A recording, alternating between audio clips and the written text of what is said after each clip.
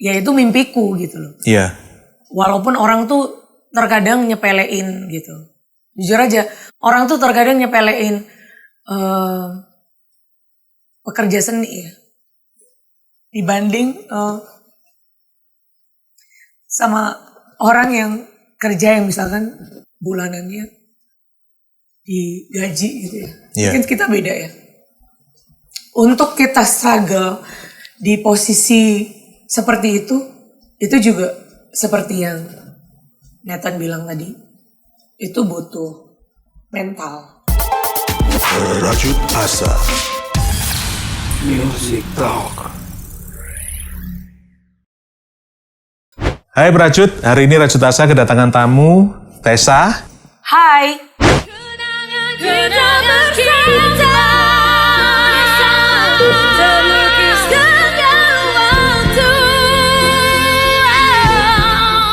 Hari ini kita akan berbicara tentang pengalaman Tessa, suka dukanya di dunia musik. Semoga bisa bermanfaat bagi teman-teman yang ada di sini, khususnya yang bergerak di industri musik.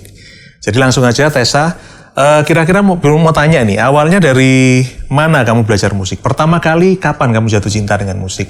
Pertama kali jatuh cinta sama musik itu karena sebenarnya awalnya itu dari mama papa dulu. Jadi mereka dulu tuh ada, selalu rumahnya itu selalu dibuat untuk latihan nyanyi kayak gitu. Terus keren gitu, bisa orang tuh bisa beda-beda suara, pecah suara gitu, 1, 2, 3. Keren ya gitu. Terus aku dan yang masih polosnya itu selalu berdiri dan mendengarkan, ini kok bisa pecah kayak gini. Jadi selama waktu aku duduk dengerin dan dengerin mereka nyanyi itu, aku sekalian belajar gitu loh. Oh, oke. Yes. Umur berapa ya itu kira-kira? 6-7 tahunan lah. Jadi 6-7 tahun. dari dulu kecil tuh punya cita-cita jadi pemusik, jadi penyanyi. Iya. Aku orangnya fokus sih. Nah, dari kecil. lalu dari situ apakah ada pelajaran ekstra atau bagaimana caranya kamu sampai bisa menyanyi itu, belajar dari mana akhirnya? Cuma dari situ aja atau ambil pelajaran atau gimana? Ya selain dari lihat-lihat mama papaku nyanyi gitu kan, terus aku suka ngelihat penyanyi-penyanyi luar kayak gitu. Kayak misalkan dulu tuh belajarnya awal-awal itu Whitney Houston, Mariah Carey kayak gitu-gitu. Jadi belajarnya hanya melihat mereka tuh cara nyanyinya kayak gimana gitu di TV. Gitu. Oke. Lalu mungkin berusaha niru ya pertama kali. Iya, berusaha niru. Jadi kalau nyanyi pasti ya kayak misalkan kalau Mariah Carey apa dia pakai aksen apa. Nah, itu yang aku pasti ngikutin dari Nah, dulu. sekarang bisa nggak niruin Mariah Carey sama Whitney Houston, bedanya gimana? Kalau Whitney Houston lebih ke powerful. Terus kalau misalkan kayak Mariah Carey itu dia aksennya lebih suka pakai improvisasi. Oh, oke, Yes. oke. Jadi trillnya dia lebih banyak ya? Iya. Oke. Nah, lalu mulai kapan? Kamu waktu setelah lulus sekolah, itu langsung berkarir sebagai seorang pemusik atau sempat berkarir yang lain? Enggak, pemusik. Langsung pemusik ya? Penyanyi Jadi sih lebih. awalnya di awal karir itu kamu, perjalanan karirnya itu pertama kali kamu nyanyi di mana? Pertama kali ya di gereja sih pertama kali. Terus kemudian nyoba-nyoba ada yang ngajakin nyanyi di kafe kayak gitu-gitu. Nah itu mulai itu perjalanan awal banget sih. Jadi nyanyi di kafe, terus kemudian mungkin ada beberapa klien kafe itu mungkin lihat terus ngundang ke acara mungkin opening butiknya apa segala macam deh. Kayak gitu awalnya. Oh, nah lalu kapan itu kira-kira kamu merasakan ada big break gitu? Awalnya tuh pasti susah ya, jadi penyanyi baru masuk dalam itu sulit nggak? Iya, kamu sulit. rasa untuk mendapatkan perhatian atau apresiasi? Jadi awalnya tuh mungkin agak-agak apa ya, maksudnya biasa nyanyi yang di kafe kan kita cuma duduk, cuman untuk hibur doang. Nah ini beda mungkin beda situasi. Nah cara pembawaan nyanyinya kan juga beda. Lain sama kalau kita kayak di kafe atau misalkan mungkin nyanyi di satu tempat yang kita nggak terlalu banyak ngobrol dan tidak terlalu banyak jalan sana sini gitu. Tapi kalau misalkan kayak di satu acara opening dan segala macamnya kan otomatis kita mesti TikTok sama pengunjung misalkan Atau misalkan kita mesti TikTok sama tamu gitu. Itu aja sih bedanya. Oke. Kesulitannya maksudnya. Iya. Nah itu kamu sempat ikut Indonesian Idol tahun berapa itu? 2010. 2010 ya. Itu waktu ikut itu kira-kira pertama kali kamu ikut, apakah kamu tahu kalau kamu bakalan masuk atau gimana? Enggak. Jadi waktu itu ngalir aja sih. Maksudnya karena udah beberapa kali ikut. 2005 awal Idol itu ada. Jadi aku udah ngikut 2005, 2006, 2007 terakhir tuh. Terus baru aku ikut lagi 2010. Aku pikir pasti sistemnya sama, suruh ngantri dan segala macam. Di situ aku nggak niat sebenarnya. Terus yang membuat maksudnya aku bisa ikut terjun untuk audisi itu gara-gara awalnya teman-temanku yang ngajakin. Jadi mereka yang jadi tim hore gitu waktu itu. Jadi mereka yang ngajakin, mereka yang support buat ngikut. Tapi nyatanya pada saat itu aku yang masuk, mereka nggak masuk gitu. Makanya kan jadi yang ya udah berarti memang di situ sih aku cuman positif thinking, ya udah berarti mungkin waktunya aja gitu. Jadi tahun 2005, 2007 waktu itu kamu ditolak ya? Yes. Nah, lalu selama 2005 sampai 2010 kamu diterima, itu proses apa yang kamu jalanin? Mungkin aku lebih ke jam terbang ya. Oke. Gitu. Lebih ke jam terbang, terus lebih belajar menempatkan istilah tempat pada saat nyanyi di mana aja. Karena kan audisi dengan kita nyanyi kan beda. Iya. Yes. Jadi maksudnya tuh selain vokal, kamu juga belajar bagaimana mengkontrol penonton, bagaimana di panggung, stage act, ya. Yeah. Lalu mungkin pelajaran-pelajaran itu yang tidak bisa kamu dapatkan kalau kamu hanya jadi regular di sebuah kafe ya. Iya. Oke. Nah, lalu setelah kamu masuk ke Idol, mungkin Tessa bisa cerita sedikit pengalamannya waktu itu gimana? Jadi pengalamannya sih, aku merasa bahwa aku dengan yang lain itu kita sama-sama penyanyi. Tapi perbedaannya adalah karakter kita yang berbeda. Jadi misalkan ada yang aksennya mungkin dia Melayu, terus kemudian ada yang pop, R&B. Kalau aku R&B waktu itu.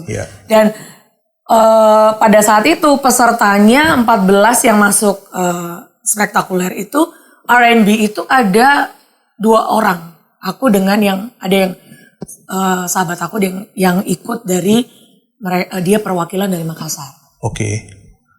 Jadi menurut aku adalah aku harus gimana caranya dengan aksen R&B ku itu yang bisa berbeda sama dia, R&B aku dengan R&B-nya dia gitu. Oke. Aku yang paling ingat dari penampilan kamu waktu itu kamu nyanyi pelan-pelan sajanya. Yes. Itu menurut aku luar biasa itu. Itu bisa dicek di YouTube. Itu salah satu rendisi yang paling aku suka lah. Itu nggak gampang kalau menurut aku tuh sangat menarik.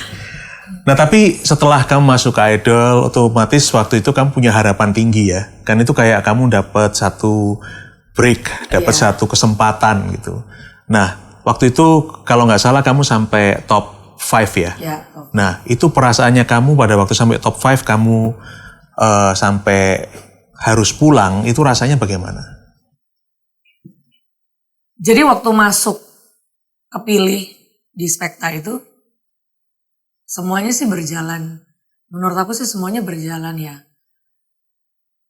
Mengalir aja gitu, seperti yang aku tadi ngomong. Jadi mau mungkin aku berhenti di posisi 2 kah? Atau misalkan juara kah? Ataupun aku akan berhenti yang 10, 8 dan sebagainya. Menurut aku sih masuk di Spekta itu sudah berkah gitu loh. Maksudnya itu udah rezeki gitu ya, hoki ya.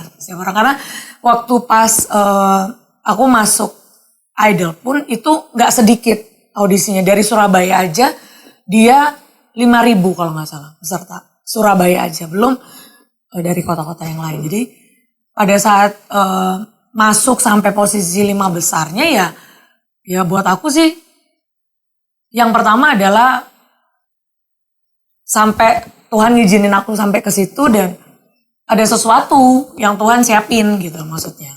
Intinya mau 5 atau berapapun atau menang dan rezeki udah diatur gitu loh sama Tuhan. Jadi menurut aku begitu aku keluar ya aku bersyukur aja. Jadi orang tuh kadang-kadang kalau dengar cerita aku tuh mereka, ya kok bisa sih, kamu emang gak ada tekanan pressure memang ada gitu ya waktu pas kita kompetisi. Tapi untuk selesai dan gaknya kompetisi itu menurut aku sih udah ada yang ngatur gitu loh. Iya. Jadi pelajaran yang paling berharga salah satunya dari idol, selain hal-hal tentang performance atau musik, itu adalah bagaimana secara pribadi kamu berkembang. Iya. Betul ya? Melatih kepercayaan diri ataupun melatih keberanian, disiplin, itu butuh disiplin banget kan? Iya. Bagaimana kamu disiplin untuk bisa ngomong sama orang lain, lalu bagaimana berinteraksi, dan bagaimana handling kalau ada press dan sebagainya ya. Yes. Betul ya? Nah, ini hal yang mungkin yang kepingin saya tanyakan, ini mungkin agak sedikit sensitif, kepingin tanya kehidupan setelah idol itu seperti apa? Saya bayangkan pasti ada jatuh bangunnya kan? Iya. Itu kira-kira seperti apa? Jadi setelah idol, memang sih nggak langsung yang aku jadi, maksudnya kalau mau dilihat dari grafik, misalkan job kayak gitu. Abis itu dia semakin lama semakin menurun gitu. Memang waktu pas awal-awal sih memang rame gitu job apa segala macam. Tapi begitu masuk di setelah idol itu masuk tahun-tahun kedua, ketiga, nah itu mulai tuh.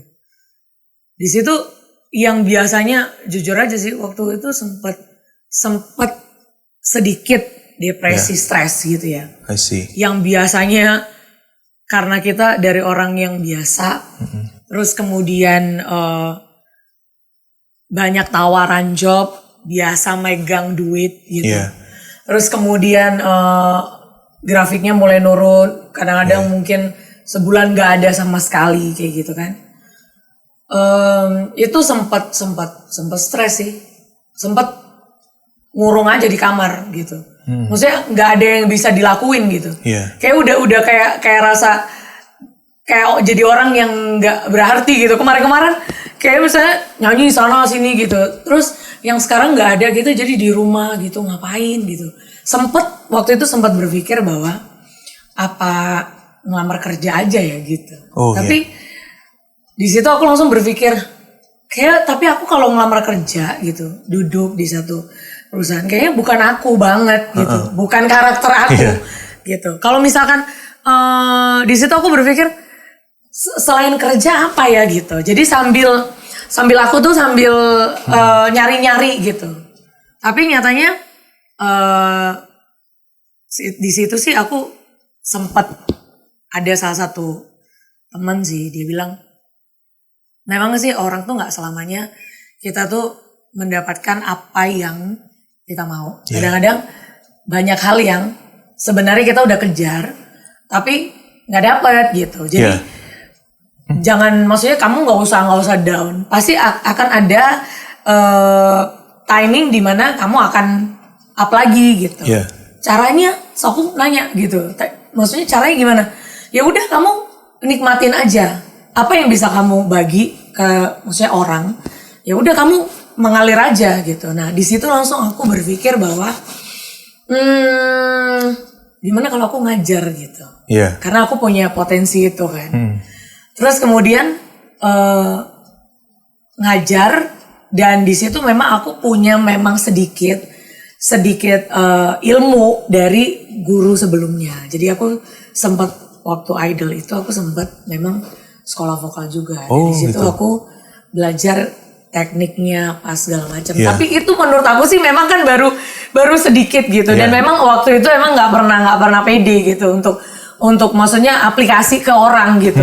Dan belum terpikirkan kalau aku mesti harus ngajar orang yang istilahnya harus sesuai dengan apa yang aku mau bentuk gitu. Dan akhirnya doa aja sih. Akhirnya doa, terus habis itu tiba-tiba waktu pas mau balik ke Jakarta untuk salah satu acara gitu, event, ada salah satu ibunya anak murid gitu. Datang.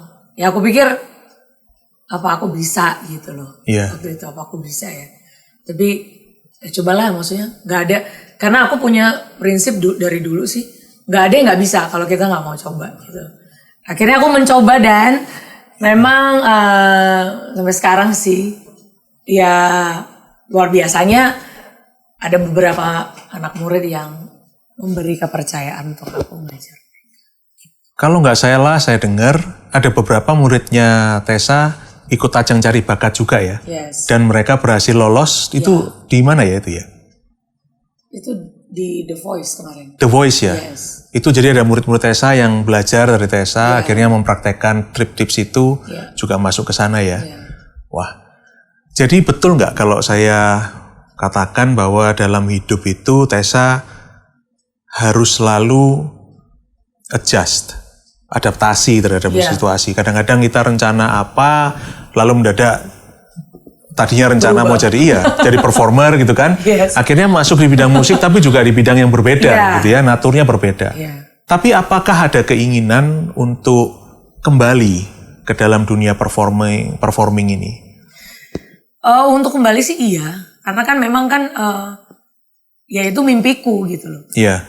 Walaupun orang tuh terkadang nyepelein gitu. Jujur aja, orang tuh terkadang nyepelein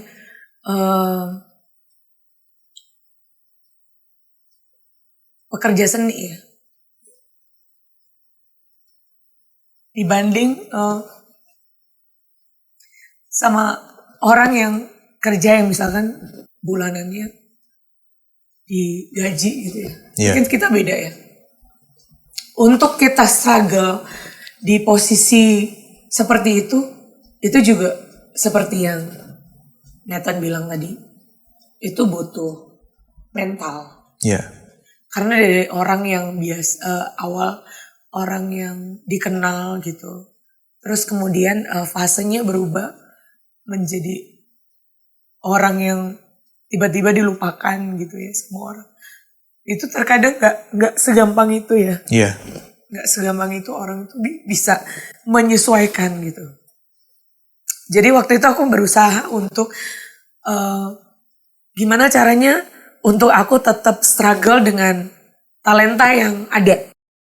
Jadi aku mulai cari gimana caranya aku tetap stay dan aku tetap di bidangku gitu ya. Dan aku jadi pengen kalau bisa ada penerus yang sama gitu kayak aku. Bukan copy dari aku yang enggak ya. Tapi mereka berhasil seperti apa yang aku rasain kemarin gitu. Jadi akhirnya aku nemuin bahwa oke, aku kemarin jadi pekerja seni yang aku yang memberikan effort ke mereka.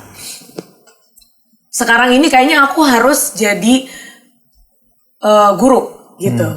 Dan sepertinya kalau aku membayangkan seperti itu waktu itu kalau misalkan aku jadi guru, kayaknya aku lebih terhormat ya daripada aku harus balik lagi, misalkan mungkin balik lagi ke nol gitu loh.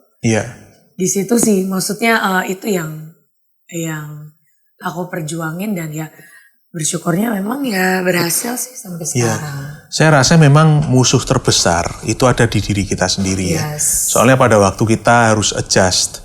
Kadang-kadang kita ini punya satu idealisme, satu cita-cita, tapi kita ini nggak siap jatuh. Kita di Rajut Asa sempat membahas tentang berani gagal. Bagaimana kalau kita jatuh, bahkan di titik terendah itu kita akhirnya mau beradaptasi dan akhirnya bangkit lagi. Yang aku hormat sekali dari Tessa adalah sebuah semangat ya untuk kembali bangkit lewat apa yang harus bisa dilakukan. Betul. Itu sama sekali nggak gampang dan itu sebenarnya itu satu hal yang bisa membuat aku bangga sekali sih kalau sampai Tessa bisa sampai ke sana ya. Dan aku rasa itu juga hal yang bisa menjadi pelajaran bagi setiap kita semua. Pekerja seni itu memang sayangnya di Indonesia masih belum dihargai dengan pantasnya. Karena mungkin stigma yang ada, orang di sini bilang pekerja seni itu nggak disiplin dan sebagainya. Padahal itu jauh dari benar sebenarnya. Nah, kalau boleh tahu Tessa, dari mengalami sebuah break, lalu sampai ke dalam titik terendah tadi, itu kalau bisa ada yang kamu ulang, itu kira-kira apa yang kamu benerin dari sana? Apakah ada hal-hal yang kamu sesali, yang mungkin bisa jadi pelajaran buat generasi yang selanjutnya ini? Dari apa yang sudah aku jalanin ya, sampai yang aku pernah down juga, dan maksudnya sampai saat ini pun juga masih yang menjadi pekerja seni juga gitu. Kalau misalkan untuk ngulang, ya mungkin aku bakalan ngulang 10 kali lipat lagi mungkin apa yang aku kasih ke orang gitu. Jadi 10 kali lipat lagi untuk aku hibur orang gitu. Oke. Jadi lebih put yourself out there ya untuk show lebih dari tentang kamu mungkin di sosial media atau di YouTube atau bahkan manggung kalau zaman gitu ya.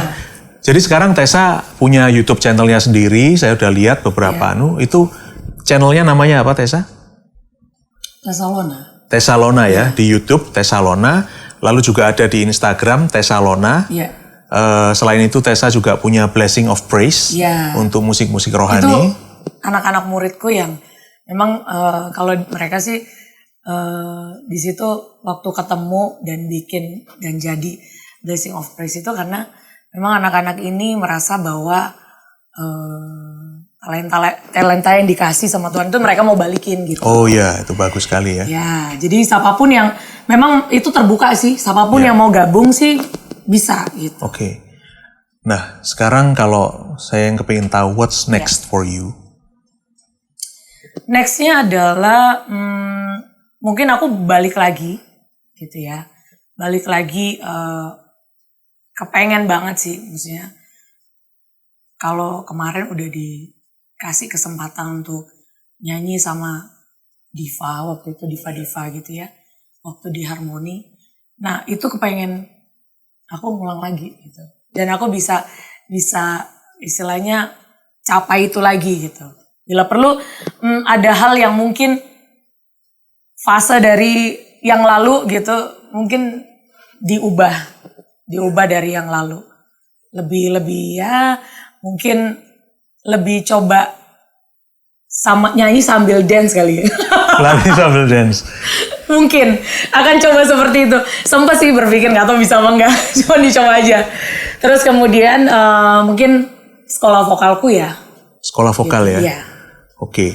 Lebih di nanti link-linknya kita taruh di description. Nanti bisa supaya teman-teman yang mau belajar vokal bisa menghubungi Tessa. Dan kalau saya lihat juga Tessa belakangan sering kolaborasi ya dengan artis-artis yang lain. Terakhir di lagunya Simfoni Cinta, kolaborasi dengan siapa ini? Noel. Ya. Itu bentuk kolaborasinya gimana? Coba bisa diceritakan? Itu mungkin? bentuk kolaborasinya itu sebenarnya adalah karena aku R&B, dia rapper. Jadi memang kita membuat hip hop gitu sih. Seperti musik hip hop gitu. Karena aku merasa bahwa ya selama ini sih memang udah banyak ya anak-anak yang di Surabaya pun juga cukup banyak komunitas itu. Dan dulu sih sempat gitu bergabung ke komunitas itu, cuman karena lama vakum, karena aku lebih sekarang lebih fokusnya ke anak-anak murid gitu ya. Jadi udah lama nggak kontak sama mereka. Dan memang aku kepengen lagi untuk tampilin lagi dengan musik seperti itu, karena memang ya itu sosok yang sebenarnya. Kalau sekarang apakah Tessa open dengan kolaborasi? Misalnya ada teman-teman di sini yang kepengen kolaborasi, bikin konten, bikin lagu, bisa ya? Bisa banget. Oke, jadi tolong pantengin terus ini Instagram Tessalona, YouTube Tessalona juga, Facebook juga ada Tessalona ya. Nah, coba dilihat. Akan ada update-update yang terus akan ada dari Tessa, konten-konten yang baru, dan mungkin juga expect comeback-nya dari si Tessa. Thank you Tessa, udah ada di sini, sukses ya. Thank you. Sama-sama kita merajut asa. Rajut Asa Music Talk.